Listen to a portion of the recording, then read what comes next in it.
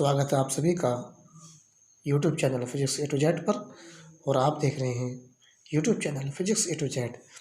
दोस्तों, इस चैनल के माध्यम से हम आपको लगातार विज्ञान से संबंधित बहुत महत्वपूर्ण कथन समझा रहे हैं।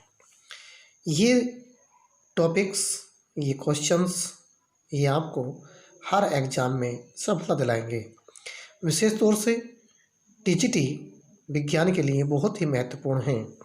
इनसे संबंधित पीजीटी साइंस, पीजीटी फिजिक्स से भी बहुत से क्वेश्चन मिलते जुलते रहेंगे। तो दोस्तों, इस सीरीज़ में बहुत ही अच्छे क्वेश्चनों का समावेश है। तो आइए देखते हैं वे कौन से क्वेश्चन हैं जो इस सीरीज में शामिल किए गए हैं। पहला क्वेश्चन, एक इलेक्ट्रॉन पर आवेश होता है। एक इलेक्ट्रॉन पर कितना आवेश होता है, ये आप सब को बताना है। देखिए, इलेक्ट्रॉन क्या है, पहली बात तो आप ये देखें, इलेक्ट्रॉन कैसा है, एक ऋण आवेशित कण है और इसके ऊपर 1.6 गुणा 10⁻⁻19 कूलम का आवेश होता है और साइन होता है इसका नेगेटिव, क्योंकि ये ऋण आवेशित कण है। तो इसका उत्तर आपका हो जाएगा बी। ठीक है, इसी के साथ इसका उत्तर आप दे सकते हैं कि इलेक्ट्रॉन ऋणात्मक वैद्युत आवेशित कण है जिस पर आवेश -1.6 गुणा 10⁻⁻19 कूलम के बराबर होता है। ठीक है, दूसरा क्वेश्चन, एक प्रोटॉन पर वैद्युत आवेश की मात्रा होती है 1.0 10⁻⁻19 कूलम, 6.25 गुणा 10⁻⁻19 कूलम, 1.6 इंटू 10⁻⁻19 कूलम या 1.6 इंटू 10⁻⁻19 कूलम। नीचे वाले दोनों पोर्शन एक जैसे हो गए, इसमें थोड़ा अंतर होना चाहिए था, या तो पॉजिटिव या फिर नेगेटिव का अंतर होना चाहिए था। सपोज दैट मान लेते हैं कि नीचे वाले इसमें ये जो है नेगेटिव है। चूँकि हम जानते हैं कि किसी भी नाभिक में दो ही कण होते हैं, एक प्रोटॉन होता है, दूसरा न्यूट्रॉन होता है। जो प्रोटॉन होता है वो पॉजिटिव होता है और न्यूट्रॉन जो होता है वो उदासीन होता है, अर्थात न्यूट्रॉन पे कोई भी आवेश नहीं होता है। और प्रोटॉन पर आवेश कितना होता है, प्रोटॉन पर आवेश इलेक्ट्रॉन के आवेश के बराबर होता है, परंतु उसका चिन्ह विपरीत होता है, अर्थात इलेक्ट्रॉन का आवेश 1.6 इंटू 10⁻⁻19 कूलम होता है, माइनस का, लेकिन यहाँ का होगा प्लस का होगा। इसलिए इसका उत्तर हम सी फाइंड आउट कर सकते हैं। ठीक है, देखते हैं इसका सॉल्यूशन। प्रोटॉन एक धनावेशित कण है तथा इस पर आवेश इलेक्ट्रॉन के आवेश के बराबर होता है, परंतु प्रोटॉन का आवेश धनावेशित होता है, अतः प्रोटॉन पर वैद्युत आवेश की मात्रा 1.6 गुणा 10⁻⁻19 कूलम होती है। नेक्स्ट क्वेश्चन देखते हैं इसका। एम्पियर सेकंड किसका मात्रक है? एम्पियर सेकंड, देखिए पहले ऑप्शन है वैद्युत ऊर्जा का, दूसरा है वैद्युत वाहक बल का, तीसरा आवेश का और चौथा वैद्युत धारा का। देखिए, आवेश की मात्रक की अगर हम बात करें तो आवेश क्या है, आवेश यानी कि Q बराबर होता है IT, और आई का मतलब होता है एम्पियर, आई का मात्रक एम्पियर होता है और टी का मात्रक होता है सेकंड। तो ये हो गया एम्पियर सेकंड, अर्थात इसका उत्तर होगा आपका वैद्युत आवेश। बट ये शंका है कि इसका उत्तर कोई सा वर्ष क्यों नहीं हो सकता। वैद्युत ऊर्जा अर्थात W बराबर होता है VIT, V मतलब वोल्ट एम्पियर सेकंड, तो इसका मात्रक V वोल्ट एम्पियर सेकंड, अर्थात इसे हम कहते हैं जूल भी कह सकते हैं। ठीक है, नेक्स्ट क्वेश्चन देखते हैं।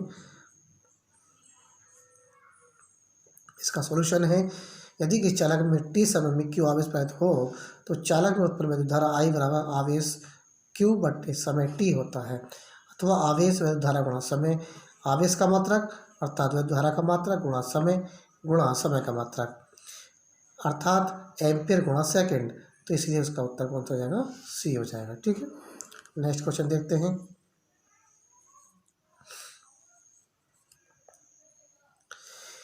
नेक्स्ट क्वेश्चन,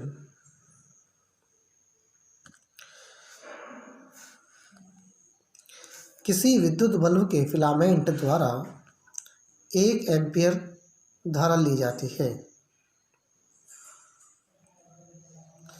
फिलामेंट की अनुप्रस्थ काट से 16 सेकंड में प्रवाहित इलेक्ट्रॉनों की संख्या होगी। देखिए यहाँ पर धारा कितनी है, धारा है I बराबर 1 एम्पियर, ठीक है, और समय दिया हुआ है आपका T बराबर 16 सेकंड, ठीक है।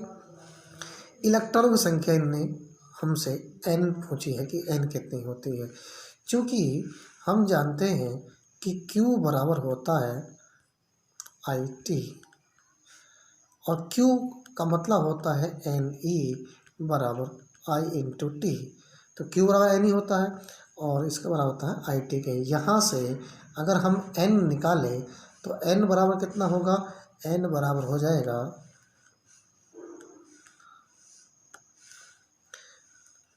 N बराबर IT अपॉन E के हो जाएगा। I की वैल्यू कितनी है हमारे पास 1, T की वैल्यू कितनी है 16, E की वैल्यू कितनी होती है 1.6, 10 की पावर -19। तो यहाँ से ये हो जाएगा 160, इसे कट करेंगे तो कितना आएगा 10, और ये हो जाएगा कुल मिला करके 10 इंटू 10 की पावर -19 प्लस 90, क्योंकि माइनस और कुछ प्लस हो जाएगा, ये हो जाएगी 10 की पावर 20, अर्थात इसका आंसर आपका हो जाएगा पहला। नेक्स्ट क्वेश्चन देखते हैं। नेक्स्ट क्वेश्चन है, किसी चालक तार में वैद्युत धारा का प्रवाह होता है। पहला ऑप्शन है मुक्त इलेक्ट्रॉन द्वारा, दूसरा है प्रोटॉनों द्वारा, तीसरा आयनों द्वारा, चौथा न्यूट्रॉनों द्वारा। देखिए किसी भी चालक में वैद्युत धारा का प्रवाह का मुख्य कारण जो होता है वो इलेक्ट्रॉन होता है। जब किसी भी धातु के अंदर मुक्त इलेक्ट्रॉन संख्या में ज़्यादा होते हैं तो वो सबसे अच्छा चालक होता है। जैसे आप जानते हैं चांदी के बारे में, चांदी के बारे में, सोने के बारे में, सोना सबसे अच्छा चालक होता है, चांदी उससे कम, उसके बाद कॉपर, एल्युमिनियम और फिर आयरन, ये सबसे अच्छे चालक माने जाते हैं। नेक्स्ट क्वेश्चन देखते हैं। धारा के मात्रक का परिमाण है, यानी कि धारा के परिमाण का मात्रक क्या है, धारा यानी कि आई का क्या मात्रक होता है, आई का मात्रक होता है हमेशा एम्पियर होता है, तो इसका उत्तर हो जाएगा आपका ए। नेक्स्ट क्वेश्चन 7, यदि एक इलेक्ट्रॉन को अनंत से किसी बिंदु तक लाने में किया गया कार्य 64 जूल हो, अर्थात W बराबर 64 जूल हमें दे रखा है, तो उस बिंदु पर कार्यत विभव का अनुमान कितना होगा, V मान दे रखा है। किसे ला रहे हैं, इलेक्ट्रॉन को, तो इलेक्ट्रॉन का आवेश 1.6 10 की घात -19 कूलम होता है। विभव की बात करें तो विभव की परिभाषा क्या होती है कि किसी बिंदु आवेश को अनंत से किसी बिंदु तक लाने में किया गया कार्य और उस आवेश की निष्पत्ति के बराबर होता है, अर्थात V बराबर W अपॉन Q। यहाँ पर W का मान 64 रखेंगे और Q का मान 1.6 10 की घात -19 रखेंगे, ठीक है, मान रखते हैं, तो ये हो जाएगा V बराबर 64 अपॉन 1.6 10 की पावर -19, पॉइंट से पॉइंट हटाएंगे तो 0 बढ़ जाएगा और 16 चौका 64 यानी कि 40 आएगा, अर्थात इसका V बराबर हो जाएगा 40 गुणा 10 की घात प्लस के 19, और ये हो जाएगा 4 गुणा 10 की घात 20, 4 गुणा 10 की घात 20, अर्थात इसका उत्तर पहला हो जाएगा। नेक्स्ट क्वेश्चन देखते हैं। विभवांतर का मापक यंत्र कौन सा है। धारामापी का अगर बात दे रखा है, धारामापी क्या नापता है, ये धारामापी धारा की दिशा को बताता है। अमीटर धारा नापता है, वोल्ट मीटर विभवांतर नापता है और ओम मीटर ये प्रतिरोधकता नापता है। ठीक है, तो इसका उत्तर हो जाएगा आपका वोल्टमीटर। नेक्स्ट क्वेश्चन देखते हैं, निम्न में से कौन सा कथन ओम के नियम को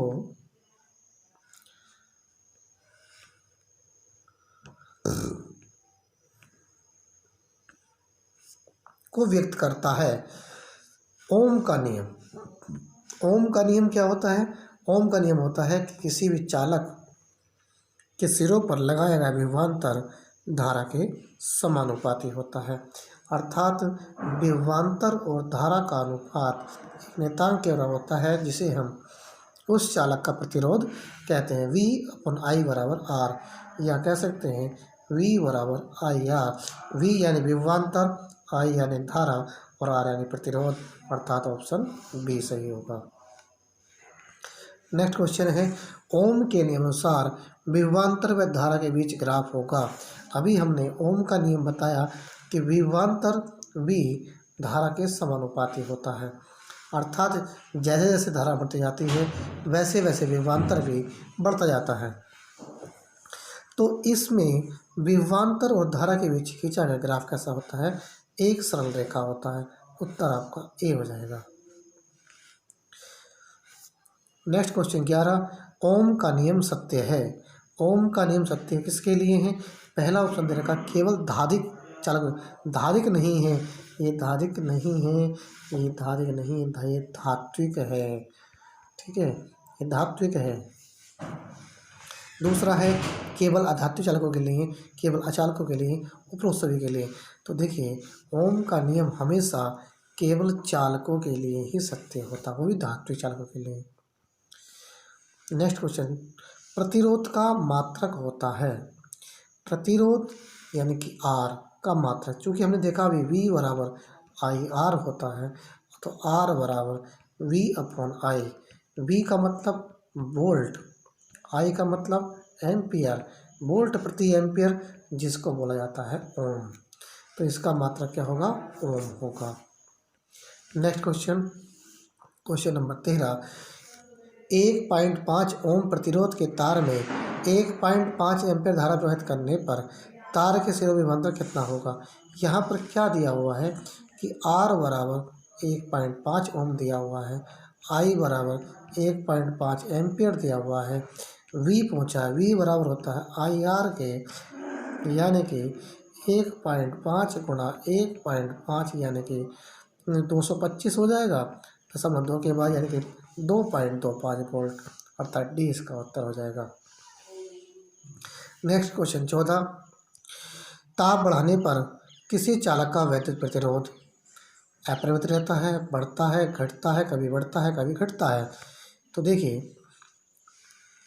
किसी भी चालक का वैद्युत प्रतिरोध RT बराबर R01 प्लस अल्फा टी के अनुसार होता है, अर्थात जैसे जैसे ताप बढ़ता जाता है वैसे वैसे उसका प्रतिरोध भी बढ़ता जाता है। तो चालक का प्रतिरोध हमेशा बढ़ता है। अगर इसी में अचालक होता, चालक की जगह अचालक होता, तो उसका प्रतिरोध घटता। और मिश्र धातु रहता है, तो मिश्र धातु के लिए उसका प्रतिरोध भी हमेशा बढ़ता है। नेक्स्ट क्वेश्चन 15वां क्वेश्चन, ध्यान से देखें, 5 प्रतिरोध जिनमें प्रत्येक का प्रतिरोध 1.5 ओम है, इनका उपयोग करके कितना अधिकतम प्रतिरोध बनाया जा सकता है? देखिए, अधिकतम प्रतिरोध बनाने के लिए सभी प्रतिरोधों को श्रेणी क्रम में जोड़ना बहुत जरूरी होता है, और श्रेणी क्रम में प्रतिरोध होता है R1 plus R2 plus R3 plus R4 plus R5 plus R6, ऐसे होता है। जितने प्रतिरोध हो सबको जोड़ देते हैं। तो यहाँ पर 1/5 प्लस 1/5 प्लस 1/5 प्लस 1/5 प्लस 1/5 सबको जोड़ेंगे, एलसीएम 5 आएगा। ऊपर 1 प्लस 1 प्लस 1 प्लस 1 प्लस यानी 5, यानी कितना आएगा? केवल 1 ओम आएगा, अर्थात इसका उत्तर हो जाएगा आपका डी। थैंक यू दोस्तों। अगर आपको ये हमारी वीडियो पसंद आई हो तो आप हमारे चैनल को सब्सक्राइब अवश्य करें, लाइक करें और अपने दोस्तों के साथ शेयर करें, ताकि आपको भी दोस्तों को भी इस वीडियो का अधिक से अधिक लाभ मिल सके और बेल का आइकन अवश्य दबाएं ताकि हमारे द्वारा डाली गई प्रत्येक वीडियो का नोटिफिकेशन आपको जल्द से जल्द मिल जाए। धन्यवाद, नमस्कार।